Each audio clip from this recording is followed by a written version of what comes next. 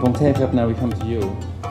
The topic really directly relates to your party, the Pheu Thai Party. The Pheu Thai Party is a third generation party set up by the Thaksin camp since 1998. There was a Thai Party, won the election in 2001, 2005, and then became the Palang Prachachon People's Power Party, and then that also got dissolved, and now we have Pheu Thai. So Pheu Thai now, is it weaker now after Kun Yingluck's convictions, and I think we're less concerned and interested here about where she is, and if the car has a DNA, who got her away, whether everybody know it, and who knew. To me, more importantly, how do we move forward, and what's Pheu Thai forward-looking outlook now? We've had a major judicial precedent. You have a government campaigning on certain policies, and then having been convicted for implementing a policy, and there's a lot of controversy, of course. What's the outlook for Pheu Thai now, in Phongthep, and in view of military government, in view of the constitution that is a bit flawed, in my view, going forward? Thank you, Dr. Thitanan. Excellencies, distinguished speakers, ladies and gentlemen. As Kun Korn has mentioned about the case of Kun Yingluck, I have to ask for your apology not to go into detail about the case, about the judgment. The reason why I do not want to go into details about this, first, the judgment is not final. Secondly, we have seen just some statements from the court about the judgment, not the full judgment yet. And as a former judge, the question that the court decided in Yingluck case, the primary question is factual question. We cannot determine whether or comment on the judgment of factual question if we have not a chance to read all the testimony of the witnesses and the supporting evidence. Because it's a practice in our court, right? Judges is the decider of factual question, unlike in some countries where jury will be the arbiter of the factual question.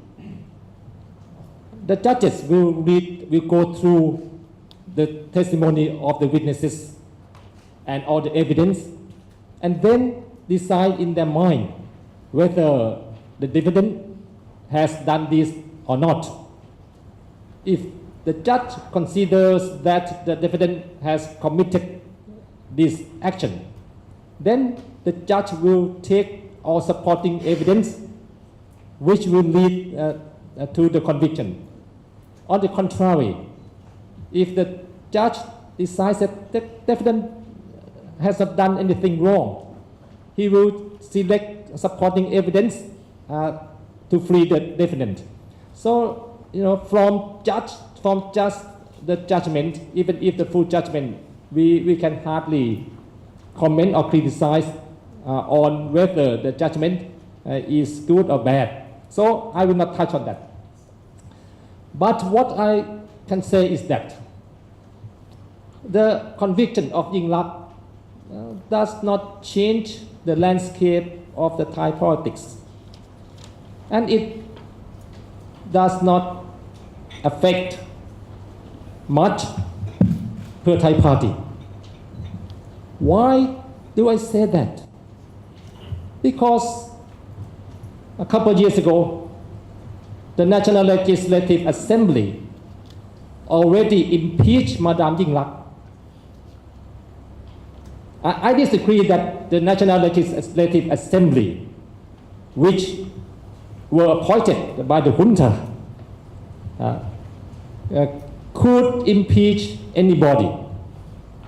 In the old time, under the previous constitution, the Senate, which had the authority to impeach politicians or some high-ranking government officials. More than half of the senators were elected by the people, and less than half were appointed. But the NLA, all of them were appointed by the junta. Of course, if there is an impeachment against, for example, Chief Justice of the Supreme Court, or other like Chief Justice of the Administrative Court, will you allow the NLA to vote to impeach them? You feel uneasy about that. Anyway, I believe that after the NLA impeached her, right, according to the Constitution, she will be barred from taking any political positions for 5 years. So she has been out after that impeachment. Pheu Thai Party and previous parties have experienced the sudden loss of leadership before. The first time after the coup in 2006, the party was dissolved. We do not have an immunity like the Democrats. So our party has been dissolved frequently. Our party was dissolved and 111 executive members of the party, very senior politicians, were barred from politics for 5 years, including me. And our leader, Dr. Thaksin, who founded Thai Party, also the former Prime Minister, were out. But at the time, I remember that after the coup, about less than a week, I went into the party head office because I was concerned that our staff, how they work, what happened to them. No politician there, no one. They did not dare to go into our office because just right after the coup. And Dr. Thaksin sent me a fax later to read to the press about his resignation from the leader of the party. So I read it to the press, a lot of foreign press. And some of the press asked me whether I were acting like a curtain closing boy to close the curtain, which means that's the end of Thai Party. I said no, I didn't explain, but I said no, I was not acting like the boy who was closing the curtain. And we continue. A couple of us, including Kun Jaturon, we subsequently received a lot of resignation letters from our former MPs. A lot of them. We understood that they were pleasure to leave. Okay, we received their resignations and they left. We understood that. But believe it or not, about 7 or 8 months later, those who resigned reapplied. Now we were surprised. Why did they reapply, right? So we asked them, we know that you have been pleasure, but why did you reapply? They told us that the voters in their constituency told them that if they do not stay with ours, the voters will not vote for them. So the survival of Thai to people power and Pheu Thai is because of we still have public support. Because we still have public support. That's the main reason. Even now, We lost, after that first batch, we lost 2 prime ministers, Samak and Somchai, 2 prime ministers, including about 37 executive members. And People Power Party, the second party was dissolved. Then we have Pheu Thai Party, the third party. We lost only Madam Yingluck. So whether Pheu Thai Party can serve the Thai people in the future depends on the people, whether they still support us. Of course, the Thai Party has to reform our party. We have to do so many things. But one thing that we will do the same, we can claim that we were the first party which can be called policy-oriented party. At the time, Anutin was with us. We introduced so many policies. Some of them still remain until today. For example, 30 baht healthcare, universal healthcare. Our OTOP, one Tambon, one product. So many things which remain until today. We will continue to introduce policy which we think can solve the problem in this country, can help people. We will continue to do that, even if the present constitution may restrict us. I may a bit disagree with Anutin, whether most of the time I agree with him. That he mentioned that the charter affects only politicians. Of course, he is right. The charter affects much directly against politicians. But at the end, if politicians cannot work for the people, then it would affect the people and the country. I think most of us, we are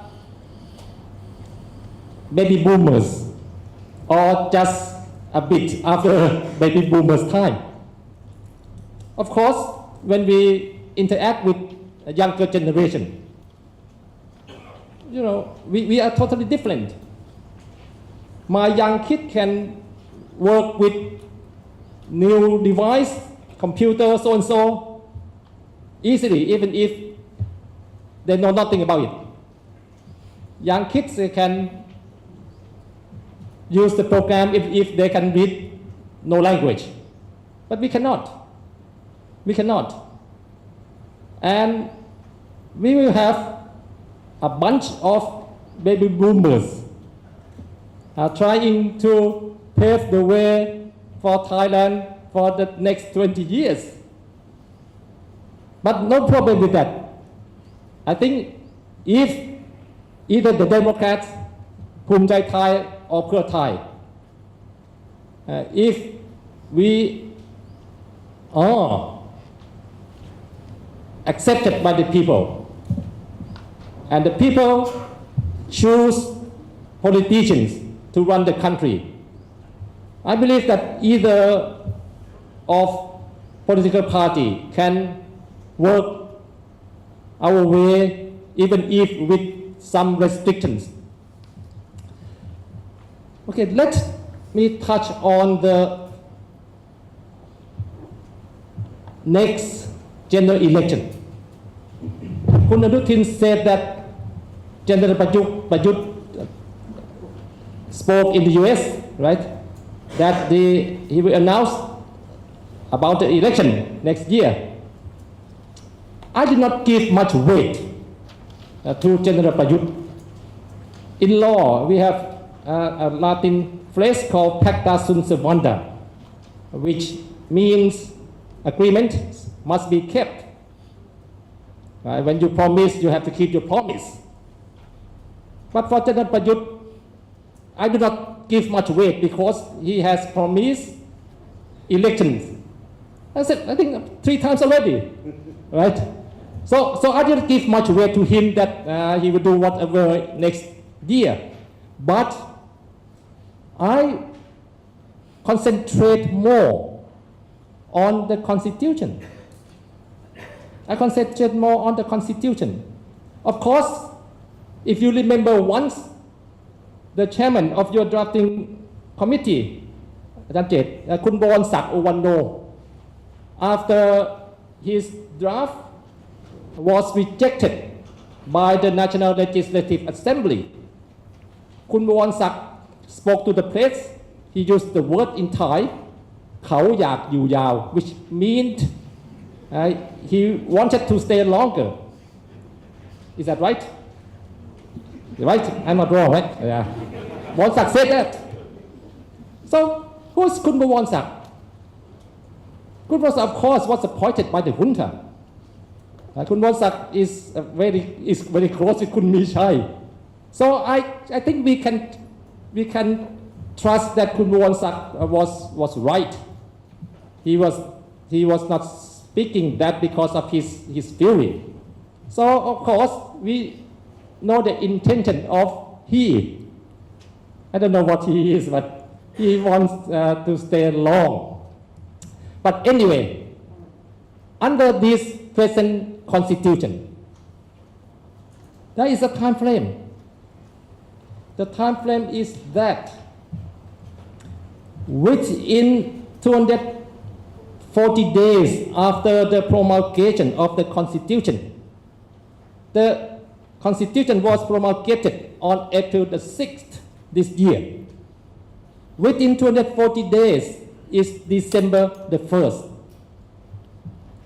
10 organic laws must be completed by the drafting committee, this Michai committee.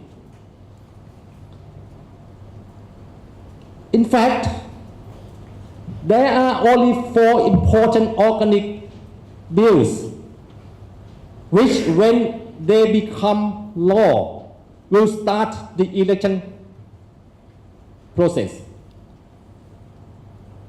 Michai committee submitted 2 important bills to the NLA already. That is the political party bill and the election commission bill.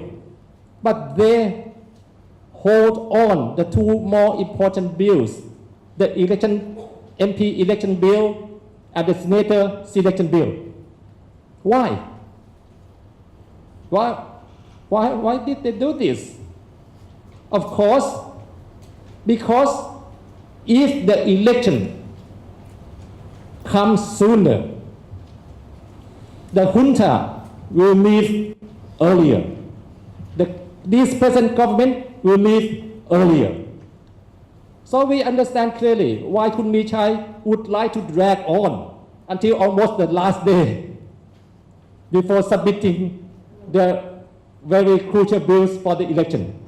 So we can expect that by the end of November, after dragging on for too long, Michai committee will have to submit all organic bills to the NLA. The maximum process before the bill which passed the NLA will be submitted to the palace will be about 130 days. They have 60 days considering so-and-so, challenge so-and-so. But normally, the maximum process that the bill will be considered before submitting to the palace is 130 days. So that will be April the 9th next year. April the 9th next year. The maximum process for the palace is 90 days. Maximum. I give 90 days. From April the 9th, 90 days will be July the 8th next year. Then I allow 10 days for publication in the government gazette. Normally it takes only 2 days or 1 day, but I allow 10 days. It will be July the 8th. It will be July the 18th. And then the constitution stipulated that the election must be complete within 150 days. Now there is a question. What does it mean? The election must be complete. Is that the election day, or whether the election process, which means the announcement of the election result? Under the constitution, within 60 days after the election day, the election commission must announce the election result. For me, and I think with the election commission, they consider that the election must be complete, meaning the result of the election must be announced within 150 days. Which is, I think that this interpretation is quite right, because for the wording for the day of the election in the constitution, the different wording is used. So 150 days means that the announcement of the result of the election must be done within December the 15th next year. And of course, the process after that, it will take 15 days for the sittings of the first parliament, so and so. Will take about 1 month or 2 months after that for the new cabinet to take office. Now the question is, in your mind, I believe, what type of new cabinet, what type of government? Military-led government? National government? Or what type of government? Of course, many people will consider that the junta has the power to nominate 244 senators. 6 others are ex officio. So they will think that the junta has in hand 244 votes. The Senate and the House will jointly vote for the next Prime Minister. The Prime Minister must gain 276 votes. 376 votes. More than half of 750. So 376 votes. I believe, and I'm sure that Kun Korn and Kun Anutin will believe that no political party will gain more than 376 MPs. You agree with me, right? Yeah. So no political party will gain that. So of course, it must be a coalition government. But some people may combine the Democrats and Pheu Thai to reach more than 376 votes. But if you look at what the junta may think that he has in hand, 344 votes, he needs about 130 something, 376 votes. But Kun Anutin may get 100, right? No, but anyway, I mean, if the Democrats and Pheu Thai gather the MPs, so less than 130 something left for Kun Anutin to grab, then the junta will have difficulty forming a government. If the Democrats or Pheu Thai do not support them. Of course, Pheu Thai will not support the military government. I don't know about the Democrats. Anyway, it looks like, wow, General Prayut has a very good chance to return, right? Not so, not quite. Not quite. First, under the present constitution, each political party can nominate 3 persons as their candidate for the Prime Minister. 3 persons. Of course, I don't know about the Democrats and Bhumjaithai may nominate only one, Anutin, right? They can nominate no other.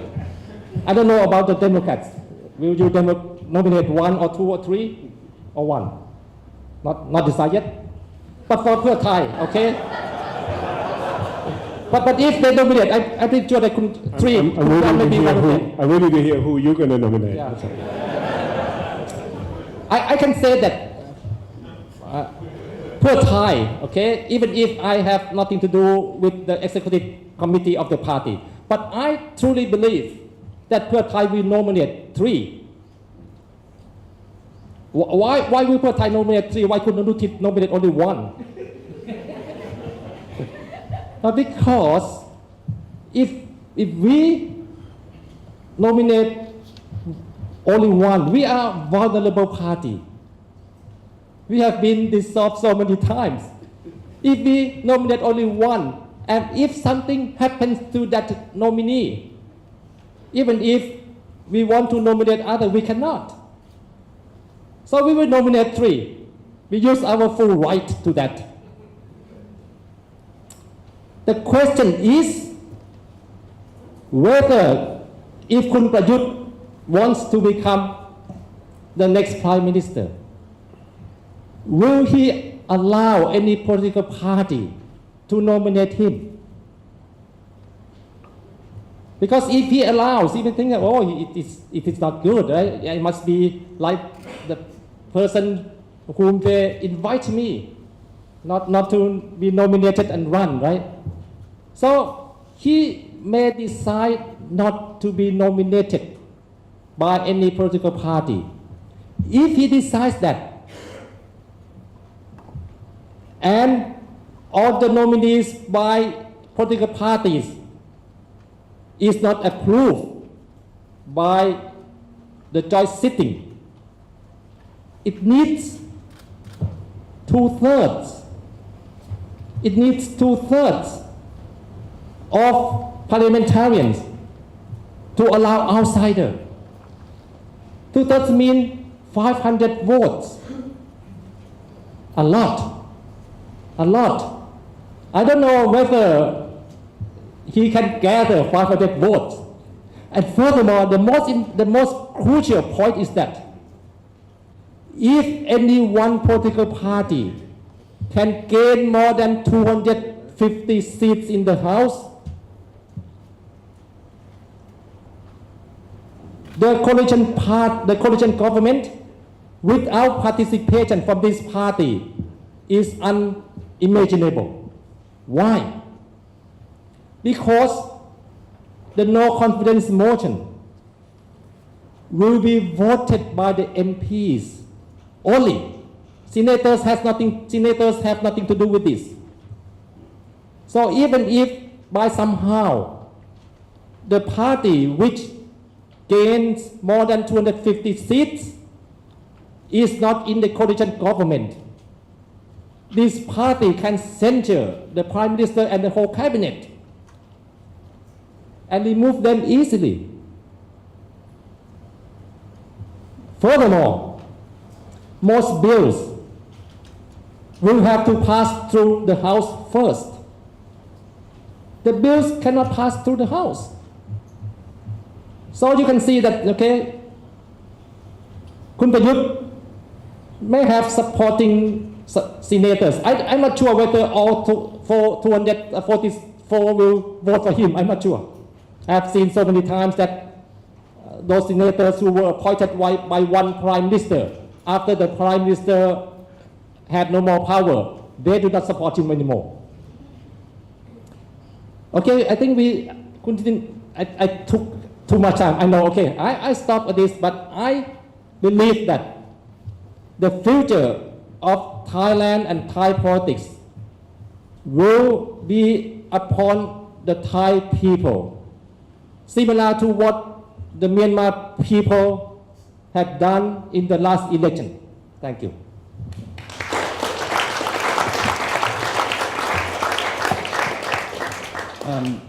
I think there are some also questions and curiosity about the future of Pheu Thai leadership. In the next round, I hope that maybe you can share with us a bit about who the leading contenders to succeed as the leader of the party. But you've drawn up a timeline now, Jade.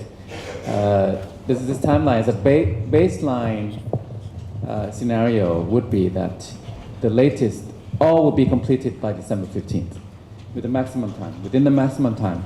Now, what would be the shortest time possible? That's one question for you, Jade. And tell me, the Constitution, I read it again and again, is a very kind of sounds tricky to me. So if you win all 350 constituencies, you get 0 on the party list. Is that correct? Is that right? Mm-hmm. This is the highest number of party lists in the Constitution that we've had. It used to be 400, 100, and it became 375, 125, now it's 350, 150. So if you get high constituency numbers, your number on the party list will correspondingly be lower. This means that technically, you cannot no party can win, technically, more than 350. If you get 350, if you get 350, you get 500. Yeah. Okay.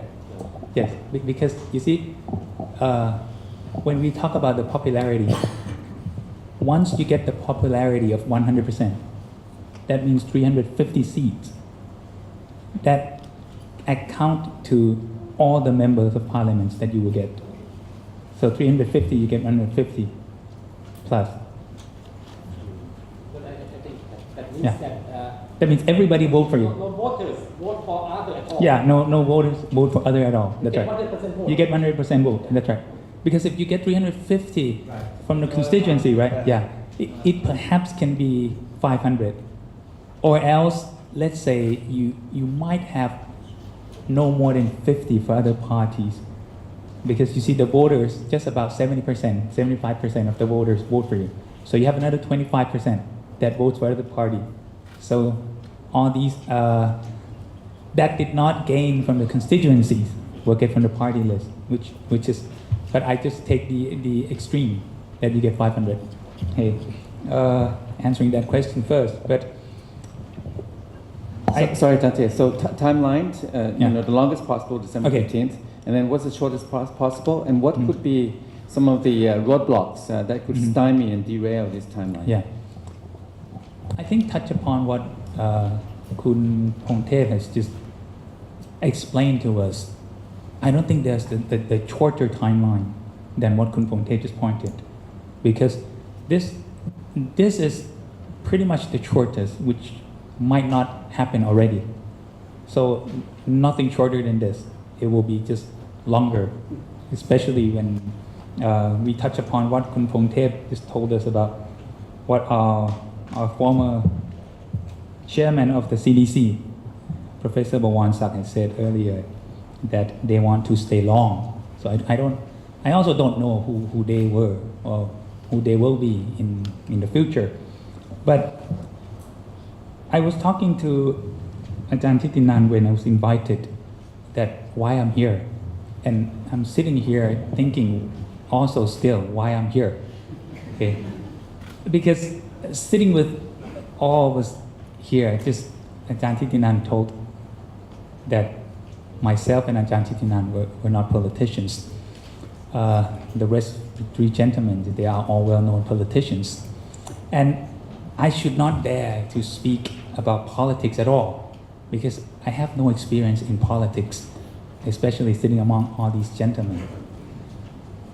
The second thing is that it's pretty much a shame for me, because if you look through my bios, which I was late to send to Ajahn Thitinan, ever since 2007, I was working with the NLA, the last NLA.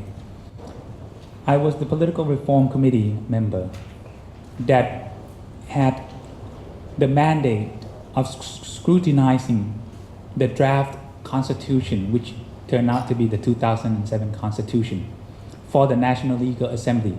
That means simply to tell them what should be there, what not, and what next, what after that. And afterwards, out of the 4 important organic laws that Kun Phongthep mentioned, I was the committee to draft 3 of them. That means ever since 2007, the last coup, the last junta, I was appointed by the junta. Okay. Luckily, in 2011, under the umbrella of Kun Napisit Kunkorn's administration, the constitution was amended, and I was part of the committee to amend that constitution. Well, that was the one time that I came under democracy. But a little bit sad that such democracy, which to me, I think all of the Democrat members, as well as the Bhumjaithai members, that time we became the coalition administration together. They were all elected. But some of the people said they didn't come from democracy because they were not the winning party. So whatever brought them there, Kun Phongthep told us, somehow, I will not touch upon that political arena, political issues. But again, in 2014, about several months after the coup was staged, I was appointed as the committee to draft the constitution again under the umbrella of the coup. Our draft, which is joined by my colleague sitting back there, General Nakorn Suprasert. Again, you hear general. What does the general have to do with the constitution? But we have several generals in Ajahn Bawar Sak's constitution drafting committee. We also have some generals in Ajahn Michai's drafting committee. I'm now sitting as Ajahn Michai's, not only Ajahn Michai's, the whole committee advisor. And just lately, I'm part of the reform committee member to the anti-corruption. So what am I doing here? That's the question. Because we are talking about democracy. What do I have to do with democracy? All of my work for 10 years, ever since 2007, touched very little upon democracy when I was working under the administration of Kun Napisit Kunkorn, amending the constitution. Other than that, I was working under the coup. The junta, take Kun Phongthep's word. I can't talk about what happened when we were sitting and drafting the constitution. What were all the pressures upon us? What had been spoken between the drafting committee, the NCPO, or other organs in this country? What had been asked for us to write in? How happy were all of us when we were sitting as the drafting committee? Some of the proposal, for example, I proposed once that all the 5 rivers, the NLA, the CDC, the cabinet, the NCPO, and the Reform Council, after the constitution comes out, after the election, we all in the 5 rivers should be banned for 2 years, or as much as all the politicians were banned. You know what happened? Count the number of all the 5 rivers. I was the one voted for the ban. The rest voted for no. So you can see how much many of us have tried.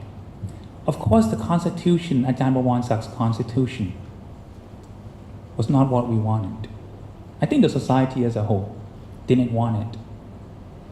But in the end, 135 members of the Reform Council turned it down. Perhaps the NCPO was happy about it because Kun Phongthep said it clearly.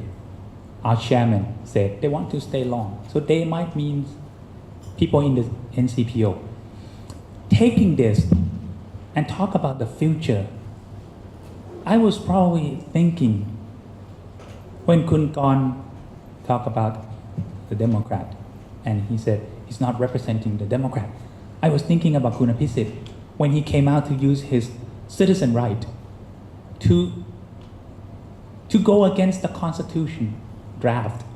At that time, the law did not allow you to do that. When people wore shirt, say no, just say no, okay? The police will say, don't wear that shirt because you are against the law. Because when you say no, means you probably say no to the Constitution. You can't make any comments on the Constitution. And by rule of the Election Commission, you were not supposed to give any comment, criticize anything on the Constitution. Kun Aphisit dare to come out and say, well, we don't take the Constitution. I don't know whether Kun Korn, that's the strategy of your party or strategy of Kun Aphisit. You perhaps foresaw what Kun Phongthep was pointing out, how a mess will be caused from the provisional part of the Constitution. What will happen in the next 5 years or 6 years, or what will happen 5 years after the election, that you have 350 senators, the 250 senators perhaps may be put together with 200 of the MPs. They get 550, vote for some names to be the prime minister, if not General Prayut. But if General Prayut did not want to be in the prime minister list, just like what Kun Phongthep was pointing out, and I think General Prayut will not want to be in those lists, thinking that he's not General Sonthi Bunyarathkarin. Okay, I think that's what he thinks. If he's General Sonthi Bunyarathkarin, he probably joined in some names when the party, which one of the party, Kun Paibun Nititawan, said it clear, I don't remember, about a year ago, that if he is establishing a party, he will nominate General Prayut as that name, and the only one name. So that means he has a party to be with. But I don't think he will take a stance of General Sonthi Bunyarathkarin. What stance will he take then? Probably thinking about France, probably wants to be Charles de Gaulle. Talking about the United States, probably he wants to be George Washington. I don't know. But of course, he wanted to be called to service, not volunteer to service. He has to come in need, not in want, because he thinks he's the necessity. He's not just one of them. So if this is the sense of Thai politics in the future, this is very problematic. And listening to these three gentlemen talk, Kun Anutin pointed out about the announcement of the election. You see, when you write the law, of course, like Ajahn Thitinan was asking, the Constitution is pretty much tricky. Well, to me, yes, of course, many points of the Constitution is quite tricky.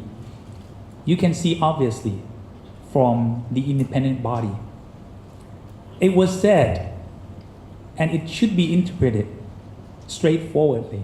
And Kun Phongthep as a judge just pointed out that as a judge, you have to look into the fact, you have to look into the law, you have to look into these aspects and interpret the law. It says under the Constitution, Article 267 and Article 273, if you put these together, then the members of the independent bodies should be selected in accordance with the qualifications set by the Constitution.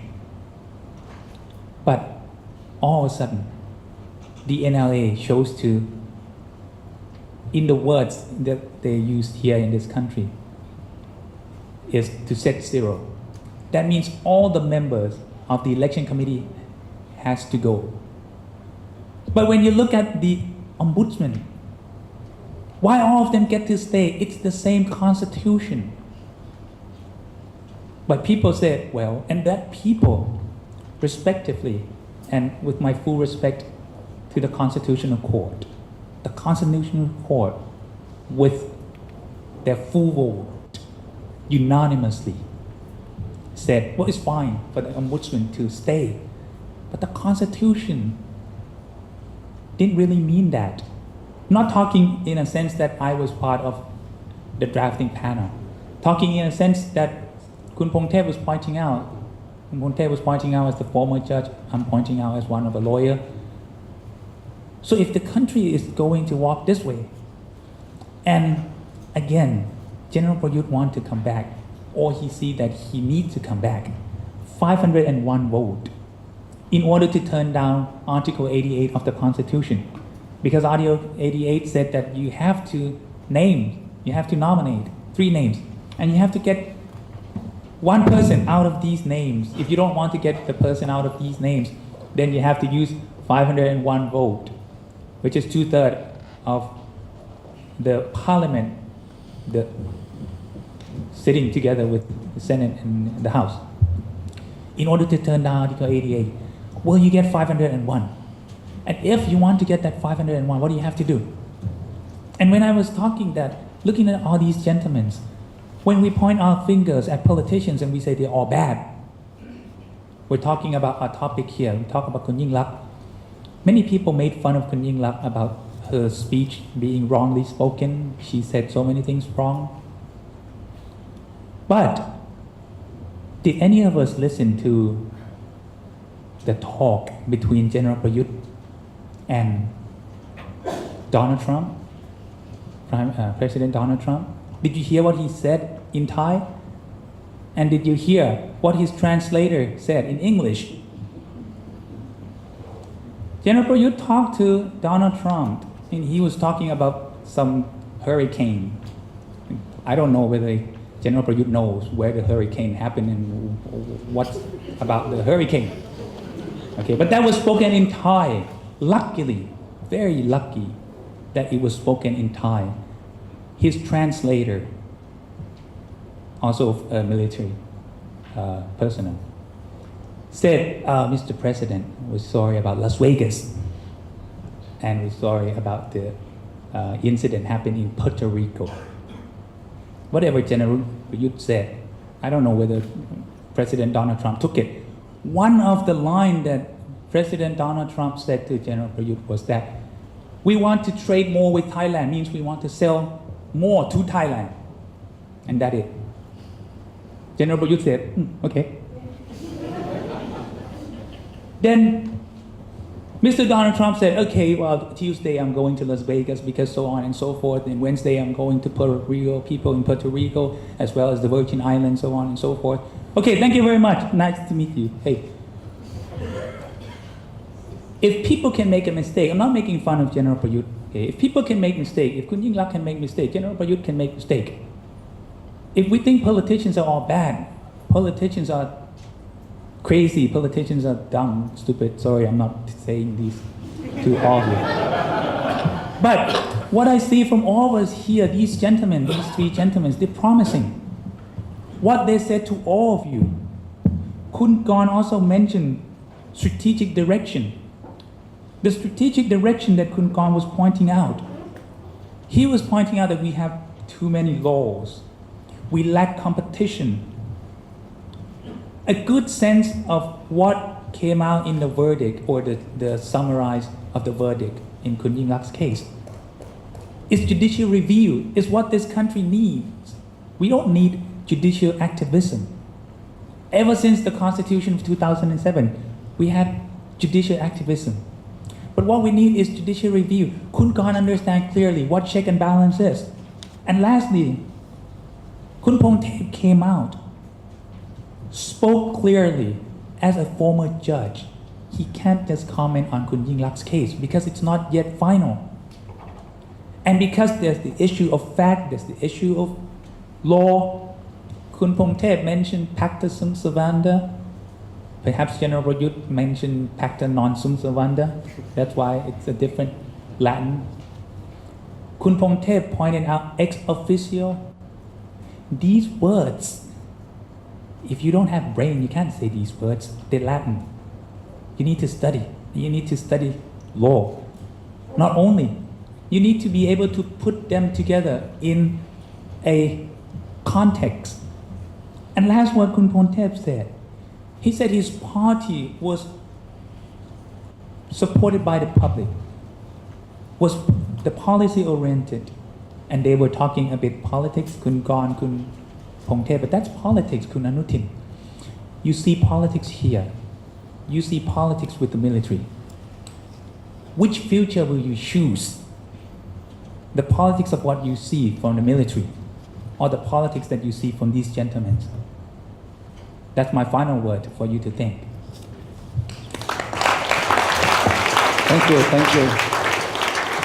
We'll put at the end, Ajahn Jade. Look, I have to just ask you a very quick question, a yes or no question. I mean, you're here because you're my friend. You're a law professor. You've had extensive experience in constitution drafting. This timeline that we have with the organic laws, do you think they'll stick? We're going to get through into December? We'll have election next year, you think?